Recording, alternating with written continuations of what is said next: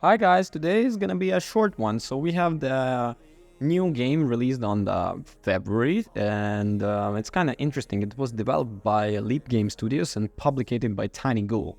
So the platform I was playing on, it is the PC, obviously. So there is something about. By the way, don't forget to rate, comment, and subscribe to my channel, please. So there is something about battling with the fantasy animals that just makes my brain very happy. It started with the Pokemon, but since then I fell in love with the all monster fighting games I can get my hands on. A lot of the time this style of the game ends up following the same basic premises as Pokemon though, with a big adventure across a lush world of circuits to collect and people to battle. Well, it doesn't have to be this way, as Dicefolk proves by adding roguelike trappings and dice-based combat to virtual cockfighting. And this world of Dicefolk, powerful and aggressive creatures called Chimera rule the world. An evil monster God knows as Salim is the source of this, and a mysterious unbreakable door is protecting Salim from anyone who wants to change this. That's where you come in. A hero with the power to tame and control the Crimea, with a plan to unlock the door. I'll take you to the few runs to manage it, but with some hard work and a few rolls of the dice, you must just save the day. All the fights you get into the Dicefolk requiring rolling some dice to attack your enemy. Your team of 3 Chimera is points with some monster at the front and to the back, and the enemy has the same setup. Each turn your dice are rolled into the can.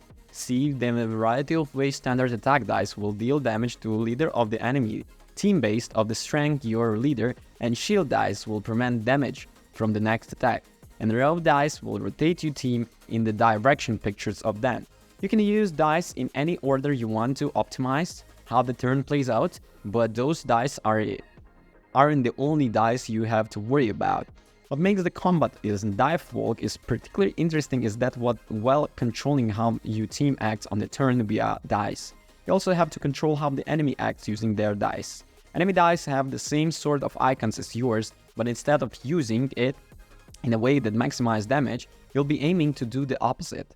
This can be as simple as swapping the leader with a weak Chimera before the attack so you get hit for less damage, or making sure the shield and the perfect time to block an attack. It's only get more complex when you have to take into the account the specialty abilities of each monsters too. All the Chimera you collect or are fighting against have specific abilities, and these powerful perks can make a break of the run. In one of my earliest successful runs, I found a snail that attacked from the back around the end of every turn, which was able to power up to be a consistent dealer of massive damage. Another particularly entertaining run revolved around the 3 hang goose that attacked multiple times every time it moved out or leader position, and combined with some other creatures with similar rotation basic abilities, I was able to defeat all who opposed me by spinning my party around instead of actually attacking it.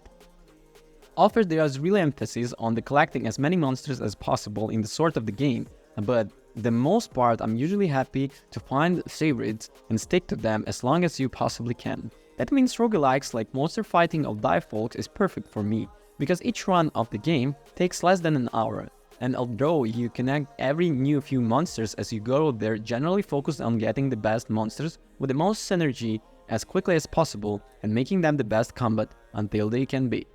There are plenty of ways to get stronger in each run of the Dicefolk, which you find by exploring the grid of icons you're presented when each new era you reach. The most important of this is Dice Smith, who you can provide with the extra dice and a few faces to stick on them. Nothing is worse than rolling a useless icon at pivotal point in combat, but with a mixed selection of well-made dice you can make your own luck and ensure you always have a good to play to make. You also find powerful equipment as you go, single-use chips for urgent healing and buffs, and barrier brushes that provide you power-boosting snacks to feed your fighters. Each new era also features 3 status, like which you are gaining the new Chimera. Only take one part early, so choosing the best fit for your team and you will be leave behind is a decision that shouldn't be taken lightly.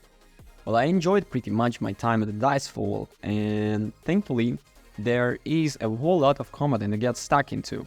At the start of each run, you pick specific one for leagues that dictate your starting Chimera and the pool of Crimea you can recruit, and all of this needs to successfully compete and run to unlock the late game content. After you manage all, there are also progressively hardened trial modes to compete, and where the enemies have a sort of powerful boss like extra dice to contend it. If Dicefolk hooks you like into Hook Me, you have plenty to keep busy, that is for sure.